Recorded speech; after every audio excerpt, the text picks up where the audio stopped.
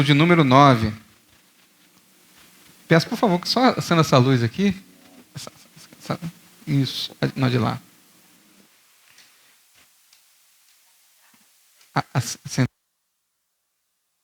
Ficar de pé, meus irmãos. A leitura da palavra de Deus. Gostaria de falar alguns minutos sobre esse tema, arrependimento e graça. Sobre arrependimento e graça. Eu vou ler na minha versão, que diz assim: naquela mesma ocasião estavam ali algumas pessoas que falaram para Jesus a respeito dos galileus, cujo sangue Pilatos havia misturado com sacrifícios que o mesmo realizava. Então Jesus lhes disse: vocês pensam que esses galileus eram mais pecadores do que todos os outros galileus, por terem padecido estas coisas? Digo a vocês que não eram. Se, porém, não se arrependerem, todos vocês perecerão. E quanto àqueles 18 sobre os quais desabou a torre de Siloé e os matou, vocês pensam que eles eram mais culpados do que todos os outros moradores de Jerusalém? Digo a vocês que não eram, mas se não se arrependerem, todos vocês também perecerão. E Jesus contou a seguinte parábola: certo homem tinha uma figueira plantada na sua vinha, e vindo procurar fruto nela, não achou. Então disse ao homem que cuidava da vinha: já faz 3 anos que venho procurar fruto nesta figueira, e não encontro nada. Portanto, corte-a, porque ela ainda está ocupando inutilmente a terra. Mas o homem que cuidava da vinha respondeu: Senhor, deixe-a ainda este ano, até que eu escave ao redor dela e ponha estrume. Se vier a dar fruto, muito bem. Se não der fruto, o Senhor poderá cortá-la. Amém, meus irmãos? Podemos assentar. No dia 15 de abril deste ano, um homem entrou numa igreja em Sydney, na Austrália, com uma faca e conseguiu acertar alguns membros dessa igreja, e o pastor estava pregando na frente, inclusive na altura do olho. E é interessante que quando ele acertava a faca, tem um relato do vice-prefeito, lá tem os bairros e tem os prefeitos distritais. Ele disse, o pastor disse a seguinte expressão: que o Senhor Jesus Cristo o salve. Que o Senhor Jesus Cristo o salve. E o homem foi contido, e ele foi encaminhado para a delegacia, processo criminal, e graças a Deus nesse episódio não houve nenhuma morte, nenhuma fatalidade, apenas ferimentos. Mas ao mesmo tempo, no país vizinho, na Nova Zelândia, um homem se dizendo conservador, nem sei o que ele se dizia na verdade, ele dizia alguma coisa de maluco, entrou com uma arma numa mesquita. Vocês sabem que mesquita é um local de adoração dos muçulmanos, quem professa a fé do Islã, e matou 50 pessoas a tiros. E além de matar essas pessoas, em 2019, ele fez uma live, uma transmissão ao vivo, e você, naquele momento, até podia ver ele cometendo esse assassinato. 2 ataques a instituições religiosas. Uma que nós confessamos, que nós cremos, cristianismo, e outra que nós não confessamos, que não somos muçulmanos, mas nós cristãos deveríamos sentir tristeza aos 2 ataques. E mais para frente você vai entender o porquê disso. E é natural, parece até óbvio. Por que estou falando isso? Mas tem muita gente que se diz cristão e só deseja o ódio, a raiva ao próximo. Ao próximo. O texto aqui, meus irmãos, fala sobre pessoas que começaram a testar a Jesus Cristo e a sua justiça. Vocês sabem muito bem que quando Jesus inicia o seu ministério, a partir dos 30 anos de idade, ele então, em alguns momentos, diz ser o Messias, diz ser o Cristo, o Salvador. Outros ele não fala e deixam que as pessoas mesmas entendam e tirem as suas conclusões. Imediatamente no Sinédrio, no Templo de Jerusalém, é levantado homens para acompanhar Jesus na sua caminhada e verificar se Jesus de fato era o Messias ou se ele era apenas um farsante, como em outras ocasiões, várias outras ocasiões, homens se levantavam nessa região e se diziam ser o Messias. E aí que nesse texto, algumas pessoas se aproximam, estavam ali, e começam a fazer questionamentos sobre Jesus e o senso de justiça de Jesus.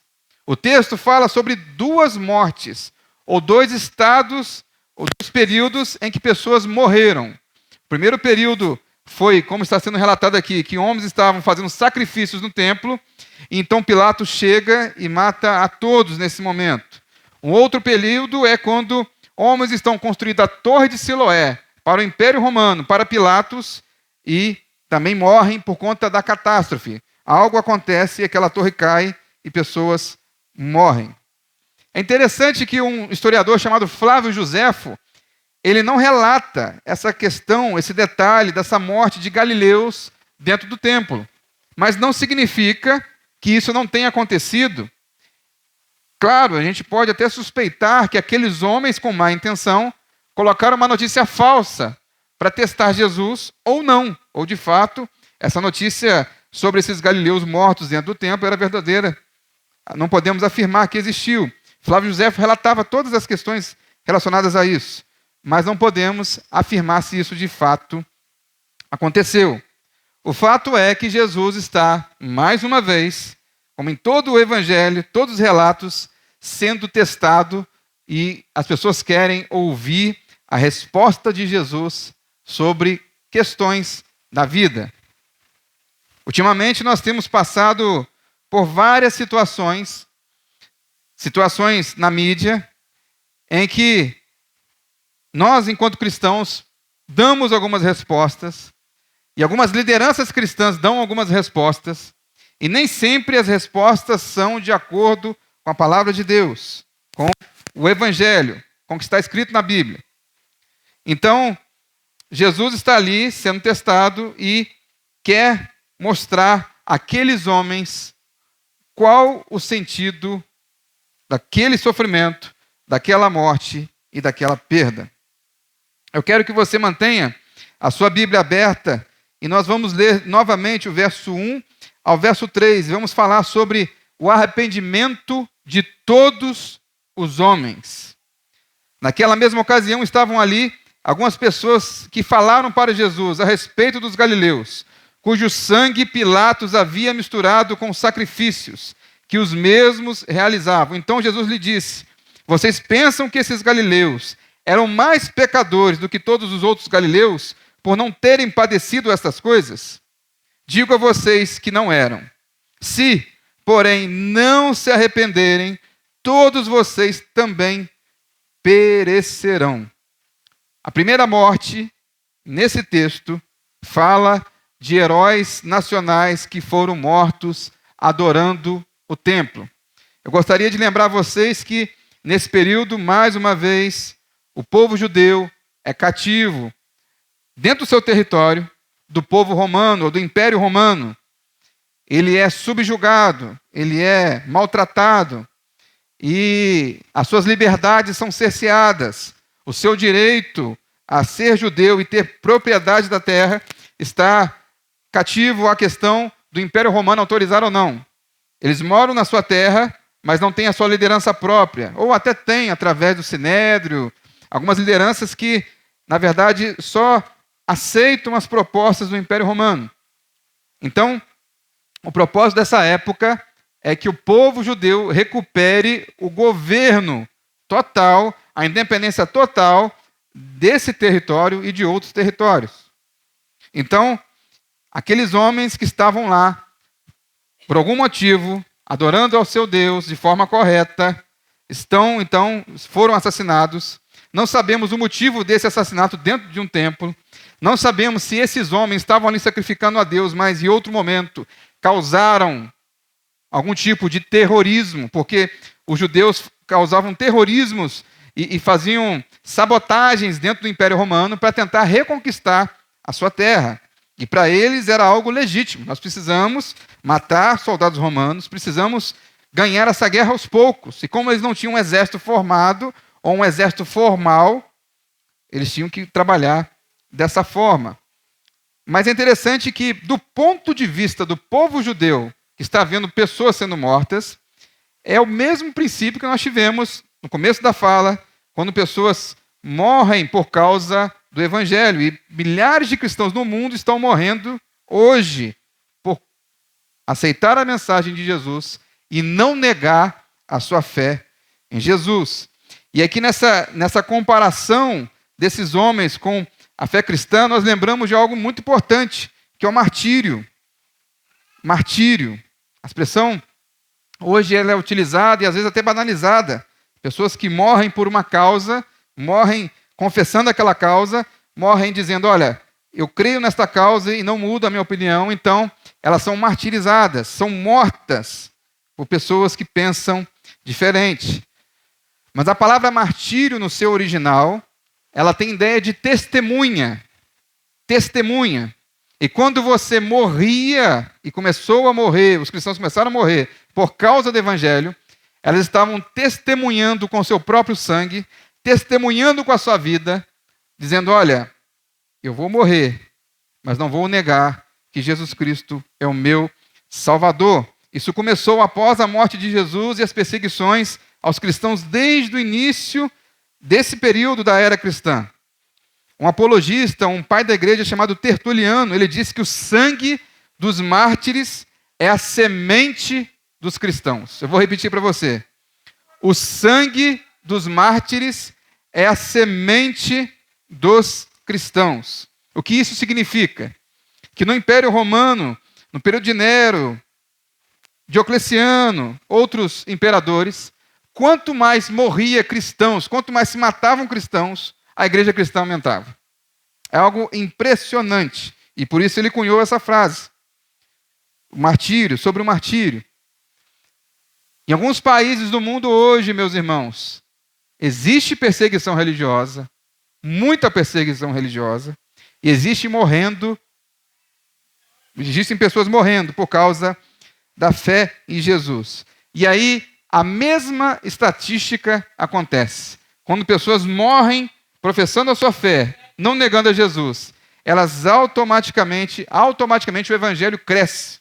Alguns falam em partes da China, onde ainda há uma repressão muito grande ao cristianismo, à liberdade cristã. Eles tentam serem camaradas, eles trazem o cristianismo e tentam manipular o cristianismo. Mas em igrejas, em regiões onde de fato as pessoas querem ter a sua liberdade para adorar a Deus, pessoas são mortas ou são presas por causa do Evangelho. E quanto isso mais acontece, as estatísticas dizem que as igrejas que não são contabilizadas pelo governo chinês crescem assustadoramente o número de membros. Então aqui nós vemos um caso de pessoas que servem a Deus e que morrem pelo Evangelho, pessoas que estão dispostas a viver para Cristo. Uma morte que nós entendemos ser correta do ponto de vista bíblico. Atos 1:8 fala sobre os mártires. Diz assim, mas vocês receberão poder ao descer sobre vocês o Espírito Santo e serão minhas testemunhas. A palavra aqui testemunha no grego é marte. Tanto em Jerusalém como toda a Judéia e até os confins da terra. Então, adaptando esse período de Jesus para os cristãos, essa primeira morte é uma morte legítima, é uma morte plausível, é uma morte de martírio, é uma morte de testemunho. Eles estão testemunhando a sua fé, não estão negando a sua fé. Então, Jesus deveria, nesse caso aqui específico, aplaudir essas pessoas e exaltar essas pessoas porque estavam morrendo e não estavam negando a sua fé. Mas no versículo 2, aparecem outros tipos de pessoas que morreram que são de origem judaica, mas estavam trabalhando para o Império Romano. Ao invés de trabalhar contra o Império Romano, essas pessoas estavam trabalhando em favor do Império Romano. Então, Jesus lhe disse: vocês pensam que esses galileus eram mais pecadores do que todos os outros galileus, por terem padecido essas coisas? Digo a vocês que não eram. Porém, se não se arrependerem, todos vocês perecerão. O verso 4. E quanto àqueles 18, sobre os quais desabou a torre de Siloé, e os matou, vocês pensam que eles eram mais culpados do que todos os outros moradores de Jerusalém? E aí, quando nós vemos algumas catástrofes que acontecem, principalmente por questões naturais, chuva, desabamento, furacões, terremotos, e nós vemos pessoas que são cristãs, pessoas que professam a sua fé, pessoas que você acompanha essa pessoa de perto e vê, olha, essa pessoa é uma pessoa que anda nos caminhos retos do Senhor. E aí acontece uma catástrofe, e essas pessoas morrem, e essas pessoas boas morrem e pessoas ruins ficam vivas. E às vezes nós não entendemos o porquê disso aí. Às vezes nós não conseguimos compreender o porquê dessa possível injustiça. Esses homens aqui, no caso, estavam trabalhando contra o seu povo, e a gente poderia também pensar o contrário. Pessoas que trabalham contra o povo, pessoas que são desonestas, pessoas que são ruins e morrem. E nós deveríamos bater palmas e dizer assim, olha, teve o que mereceu. Teve o castigo que mereceu. E aqui Jesus, quando ele coloca e compara pessoas boas com pessoas possivelmente traidoras, no sentido de honrar ou não o Império Romano, vem a pergunta: foi castigo de Deus? Foi Deus que castigou aqueles 18 homens que caíram de uma torre por algum problema de estrutura ou algo, ou fenômeno natural? E aí nós vemos e pensamos o nosso senso de justiça. Nós, todos nós aqui, em algum momento, nós damos a nossa opinião sobre algo, avaliamos a nossa justiça, achamos que a nossa justiça é a verdadeira justiça, a nossa justiça é a correta justiça. Não, a justiça de Deus. Esses homens estão aqui, sedentos para saber qual é o certo, qual é o errado, o que é justo, o que é injusto.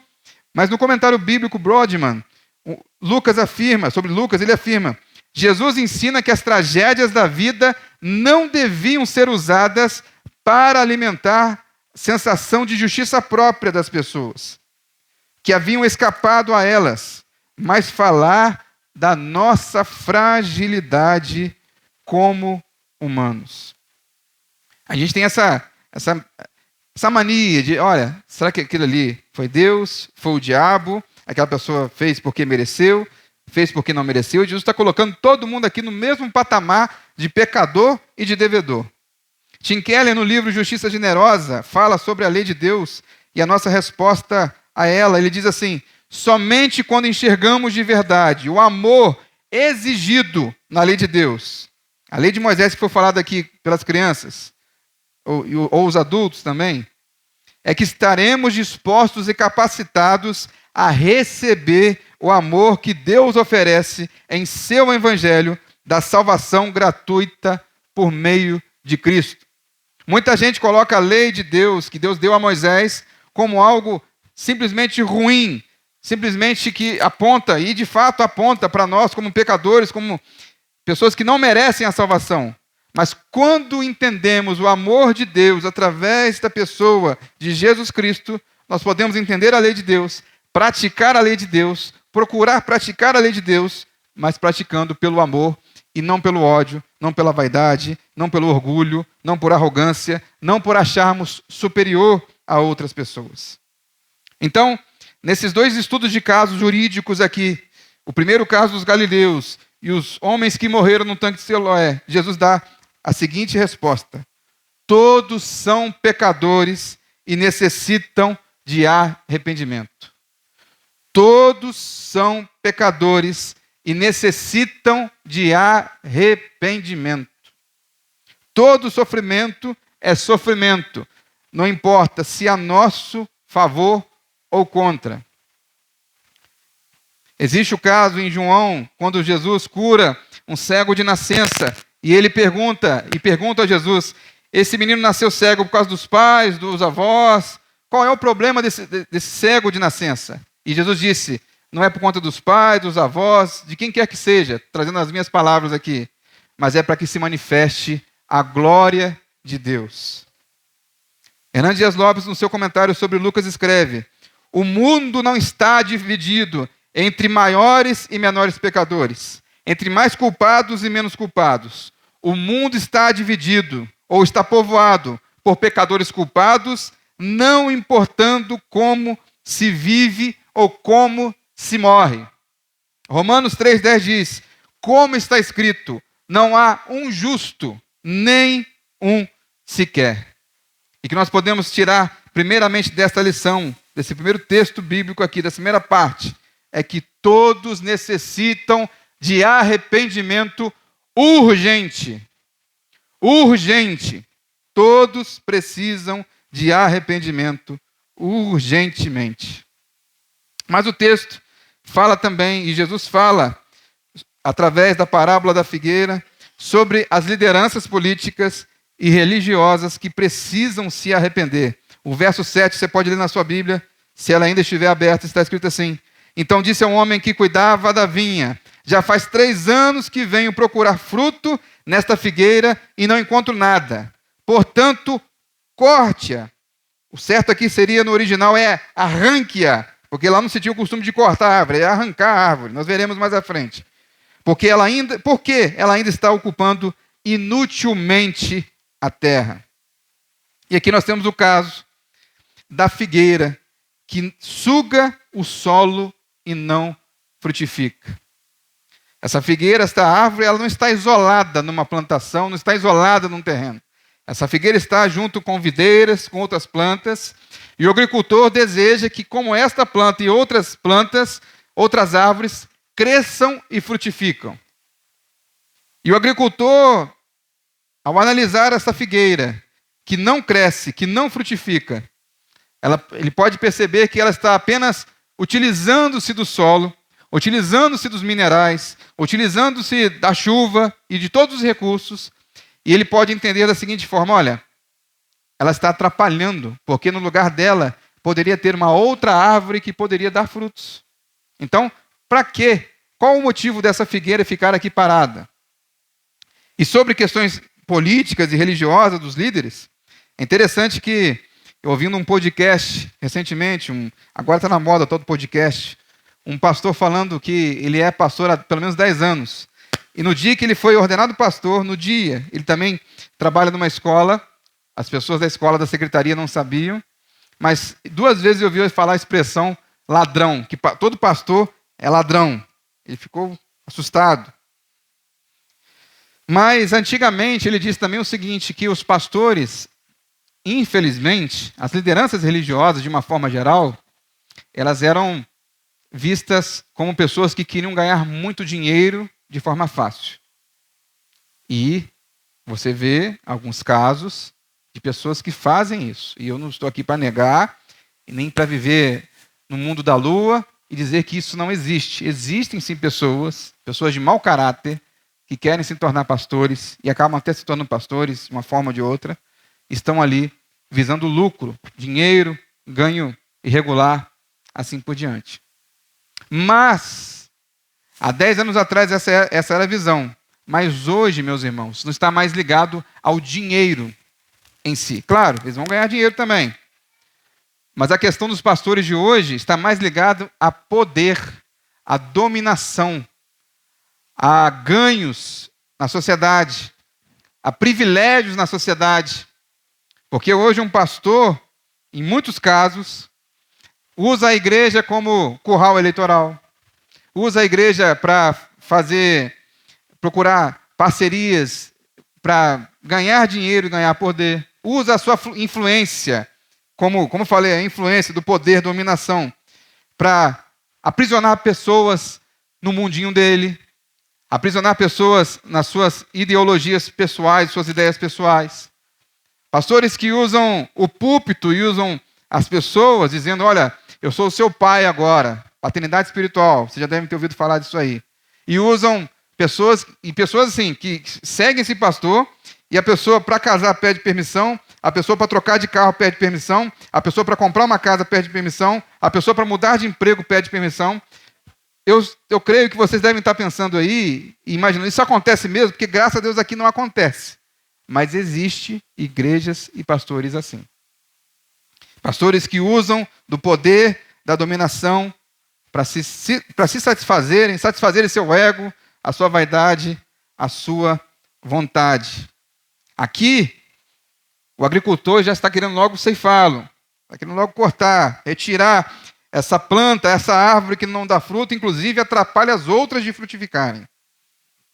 Mas é interessante que, se vocês estivessem lá, naquele local, com Jesus, conversando e ouvindo Jesus falar, pelo texto aqui, vocês iriam dar uma grande risada. E eu vou explicar por quê. Não porque mas Jesus foi essa a intenção de Jesus. Porque você vai ler aí, na sua Bíblia, quando ele fala assim, olha, mais embaixo no versículo 8, mas o homem que cuidava da vinha respondeu, Senhor, deixe ainda este ano, mais um ano, até que eu escave ao redor e ponha ao redor dela, estrume, adubo. Tenho certeza que vocês sabem muito bem do que é feito um estrume e adubo. De fezes de animal. Vou usar a palavra mais rebuscada aqui. Jesus está dizendo com aquele povo deu risada, que aquelas lideranças, quem sabe, se jogasse um pouco de fezes nela, elas melhorariam. Quem sabe, vou dar uma chance, vou tentar fazer alguma coisa, porque é tão nojento o que elas fazem, é tão repugnante o que elas fazem. É a única vez no Novo Testamento que a palavra adubo aparece. A única vez no Novo Testamento. Jesus está aqui fazendo uma crítica, Jesus está aqui fazendo uma brincadeira com essas lideranças e mostrando para aquelas pessoas que você ficar cativo dessas lideranças, achando que elas são a única chance do mundo ser melhor, achando que elas vão resolver o seu problema e o problema da humanidade, achando que elas são pessoas extremamente corretas e são irrepreensíveis, você estará então se frustrando mais uma vez. Não é diferente. Eu não estou dizendo aqui, meus irmãos, que toda a liderança religiosa é ruim. Senão eu estaria falando mal de mim mesmo. Ou dos pastores, ou do pastor Silvio, pastor Ailton. Não é isso. Eu só estou dizendo que existem lideranças ruins neste mundo. E a pior coisa que nós podemos fazer é confiar nessas lideranças cegamente, achando que elas sim são um supra-sumo, vão resolver os nossos problemas. Na época de Jesus também tinham falsas lideranças. Meus irmãos, algo importante, Jesus também era fariseu. Ele aprendeu sobre o farisaísmo. Mas ele está criticando os fariseus de sua época, muitos deles, porque eram falsos adoradores, eram pessoas que estavam errando o caminho. Mas ele não disse que o farisaísmo em si era algo errado, certo? Mas ele vai criticar. Se você ler Mateus 23, o capítulo todo, Jesus faz uma crítica aos fariseus e aos escribas da sua época. E ele diz no verso 15, por exemplo, de vocês, mestres da lei e fariseus, hipócritas, vocês percorrem a terra e o mar para fazer um convertido, e quando conseguem, o tornam 2 vezes mais merecedor do inferno do que vocês. Vocês imaginem, uma pessoa entra numa determinada igreja, recebe a Jesus, e eu não vou nem dizer se aceitar a Jesus é correto ou não, se aconteceu uma mudança de vida ou não. Aí a pessoa começa a frequentar essa determinada igreja, e a pessoa se torna 2 vezes pior do que ela era. Que cristianismo é esse que está acontecendo? Que pessoa, que transformação que ela teve? Jesus está dizendo que a pessoa, seguindo esses fariseus, elas vão ficar 2 vezes mais merecedoras do inferno. Mereciam mais inferno do que antes. Antes elas ficassem na dela. Então, assim, os fariseus faziam convertidos por toda a Judéia, a Galileia, mas colocavam às vezes regras que não precisavam colocar. Falavam tantas besteiras, achando que eram verdadeiras, estavam fazendo pessoas se distanciarem mais de Deus do que o normal. Verso 28 diz assim em Mateus 23, ai de vocês, mestres da lei e fariseus, hipócritas, de novo, Jesus chama de novo, ou Jesus chama de novo os fariseus de hipócritas. Pois vocês são como sepulcros caiados, bonitos por fora, mas por dentro estão cheios de ossos e de todo o tipo de imundície. Todo o tipo de imundície. Os líderes religiosos e políticos, não vou entrar em política aqui que vai dar mais problema do que solução. Todos eles também precisam de arrependimento. Eles não estão isentos de se arrepender. Eles não estão isentos de se arrependerem, mudar de vida e receber a Jesus como o único e suficiente Salvador. Todos nós, toda a humanidade, inclusive os líderes, também precisam de arrependimento. O que eu posso deixar para vocês nessa noite em relação a esses líderes, sejam eles políticos ou religiosos, não tenha nenhum deles como inerrante. Não faça deles como o único que pode resolver. Coloque a sua confiança exclusiva em Jesus Cristo. Não coloque, não crie líder de estimação, político de estimação, pastor de estimação. Confie em Jesus Cristo. Infelizmente, a nossa igreja brasileira, muitas das vezes, por um lado ou por outro, tenta resolver o problema da humanidade, achando que ela vai resolver algumas questões da humanidade.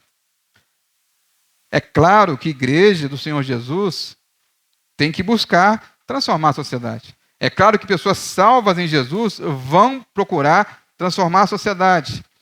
A questão até de justiça social é muito anterior do que esses políticos falam hoje, seja de qual vertente for. Lá, no segundo, terceiro século, o imperador reconheceu através de carta que os cristãos eram únicas pessoas que cuidavam, quando teve uma epidemia de uma doença muito séria lá e contagiosa, eles cuidavam de cristãos e não cristãos. Então, a gente não precisa da política lá fora para saber que nós, enquanto cristãos, devemos cuidar do próximo. Certo, meus irmãos? Isso aí, resolvido. Mas confiar e achar que o poder público, o Estado, ou nós, com a força do nosso braço, vamos resolver todo o problema da sociedade, nós não resolveremos. Esse texto fala de pecado, que todos são pecadores. Mas esse texto também fala sobre a misericórdia do Senhor da vinha. O trabalhador, você pode ver aqui no verso 8 e 9. Mas o homem que cuidava da vinha respondeu: Senhor, deixe ainda este ano, até que eu escave ao redor e ponha nela estrume. Se vier dar fruto, muito bem. Se não der fruto, o Senhor poderá cortá-la. E assim acontece. É interessante que, segundo a lei judaica, em Levítico, o trabalhador esperou aproximadamente 9 anos para colher ou para ter a possibilidade de colher. Levíticos, no capítulo 19, verso 23 a 25, diz assim: quando entrarem na terra e plantarem todo tipo de árvore frutífera, isso aí está falando do povo hebreu que está chegando na Canaã, os frutos dessas árvores lhes serão vedados nos primeiros 3 anos, serão impuros para vocês, não poderão comê-los. Porém, no 4º ano, todo o fruto dessa árvore será santo, será oferta de louvores ao Senhor. 4 anos. No 5º ano, vocês poderão comer os frutos, para que as árvores aumentem a sua produção. Eu sou o Senhor, o Deus de vocês. 4, 5 anos para poder começar a ver os frutos. E aí, ia lá 1 ano, 2 anos, 3 anos, e pela lei já se podia cortar ou arrancar essa árvore do solo. É legítimo. Aqui, o Senhor da vinha, se tivesse arrancado essa árvore, ele não estaria cometendo erro algum para a agricultura, para a produção, para que haja alimento, ele deveria cortar essa árvore. E melhor, arrancar, porque não era o costume como nós temos de podar a árvore ou de cortar a árvore. Ele arrancaria com as raízes e tudo para poder plantar outra no lugar. Mas aqui nós temos o sinal de uma nova chance, de misericórdia. O Senhor da vinha tem misericórdia dessa árvore. E como diz em Lamentações de Jeremias, no capítulo 3, no verso 22 e 23, diz assim: olha, as misericórdias do Senhor são a causa de não sermos consumidos, porque as suas misericórdias não têm fim, renovam-se a cada manhã. Grande é a tua fidelidade. Se renovam a cada manhã. É interessante que sobre misericórdia, perdão, arrependimento, eu me lembro de um filme que mexeu muito com a minha cabeça na minha adolescência, porque ele é muito bem feito, muito bem produzido, e quando fala adolescente já tem bastante tempo. Então eu posso contar o final do filme. Se vocês não viram, vocês vão acabar sabendo o final agora. Mas mesmo assim assistam, porque é muito interessante. O filme é chamado de Clique. Clique. É a história de um homem, arquiteto, trabalhava na arquitetura, e buscando sempre a ascensão no seu emprego, sempre melhorar, até chegar ao patamar de chefe da empresa ou sócio da empresa. Ele trabalha dia e noite, diuturnamente. E ele é casado, tem 2 filhos, um casal de filhos. E aí chega um momento que ele promete estar no dia 4 de julho, dia da independência dos Estados Unidos, com a família de folga. Mas aparece uma outra demanda. Ele vai tentar suprir essa demanda e diz que em cima da hora que não poderá estar com a sua família no feriado. E tudo pela ganância de se tornar um chefe, um sócio da empresa. Chega um determinado momento que ele precisa ir a uma loja de departamento, aquelas lojas grandes que vendem tudo, e aí ele se deita e chega num lugar e acha um corredor, e no corredor ele encontra com um homem, e ao encontrar com esse homem fala assim: olha, você quer resolver todos os seus problemas? Está aqui um controle remoto, você vai segurar esse controle remoto, e tudo que for cansativo e desprezível, você adianta o controle. Tudo que for, sabe, aquelas reuniões chatas de trabalho, aquela pessoa chata, você pega lá o controle. Imagina, meus irmãos, controle remoto desse, hein? Que bênção. Você vai lá, adianta. Momentos que sejam problemáticos para você, você vai e adianta no controle remoto. E aí, no começo era 1000 maravilhas. 1000 maravilhas. Um homem adiantava. E aí, pela questão do controle remoto, ele começou a perder também momentos bons da sua vida. Momentos prazerosos da sua vida, momentos agradáveis da sua vida. E aí, eu quero chegar a ser o chefe, eu quero chegar a ser sócio. Aí quando ele chega a ser sócio, ele já está extremamente obeso, com diabetes, velho, cansado, não viu o crescimento dos filhos. A sua esposa já se separou dele porque não aguentava mais viver um homem que só falava de trabalho. E a esposa sempre diz, é interessante essa relação, que ele, nossa, eu sempre falei com você estava sempre distraído. Eram os momentos que ele estava no controle remoto adiantando. E a vida passou. E esse homem falece no filme, de uma forma linda do filme. Interessante que o cara que entregou o controle dele, o apelido dele era a morte. Ele diz no final: olha, eu sou o anjo da morte, eu estou vindo aqui buscar você. É um anjo da morte. Então, ele faz a passagem desse homem, fecha o olho desse homem, e aí dá um vulto, e aí a parte que é o spoiler do filme. Ele acorda na loja de departamentos, não aconteceu nada, foi tudo apenas um sonho, e ele repensa tudo o que ele poderia ter perdido, e volta para sua família, esquece do trabalho, continua lá a sua vida normal e aproveita cada minuto da sua vida. Esse filme é lindo demais. Mesmo vocês sabendo o final, assistam. É interessante nesse filme uma frase, porque o anjo da morte, depois ele descobre que o anjo da morte, ele tenta devolver o controle e fala: agora já era, já pegou o controle, já era. E ele diz, até um filme de comédia, né? Ele diz assim: cada escolha que fazemos, decepcionamos alguém. Só temos que ter cuidado para não decepcionar as pessoas erradas. Vocês sabem disso. Quando você diz sim para alguém, você está dizendo não para outra pessoa. Quando você está dizendo não para uma pessoa, você está dizendo sim para outra. Quando você deixa de estar num lugar, estar no outro, você deixou de estar naquele lugar. Você deixou de estar num compromisso. É muito ruim no final de ano que a gente recebe um monte de compromisso, um monte de evento que é benção, mas às vezes você não consegue estar em todos os eventos. E você pode até desagradar uma pessoa, mas olha, eu tive esse evento primeiro. E você pode decepcionar algumas pessoas. Mas Marcos deixa a gente bem tranquilo, o Evangelho de Marcos, no capítulo 10. Se você puder projetar, por favor, Marcos 10, 29 a 30, fala assim, sobre a quem devemos decepcionar. E aí você pode se assustar. Jesus respondeu, palavra de Jesus: em verdade lhes digo que não há ninguém que tenha deixado casa, irmãos, irmãs, pai, mãe, filhos ou campos, por minha causa e por causa do Evangelho, verso 30, que não receba já no presente 100 vezes mais casas, irmãos, irmãs, mães, filhos e campo, com perseguições. Tem um plus aí. E no mundo por vir, receberá a vida eterna. Se for o caso, nós precisamos priorizar o reino de Deus e a sua justiça. Precisamos priorizar o reino de Deus e a sua justiça. O que eu posso tirar desse texto, meus irmãos, como lição, é primeiro, o óbvio, todos necessitam de arrependimento. Todos. E se você está aqui nesta noite e acha que não precisa, me desculpe. Do ponto de vista da Bíblia, você está completamente enganado. Você precisa se arrepender dos seus pecados. Esse é o primeiro ponto.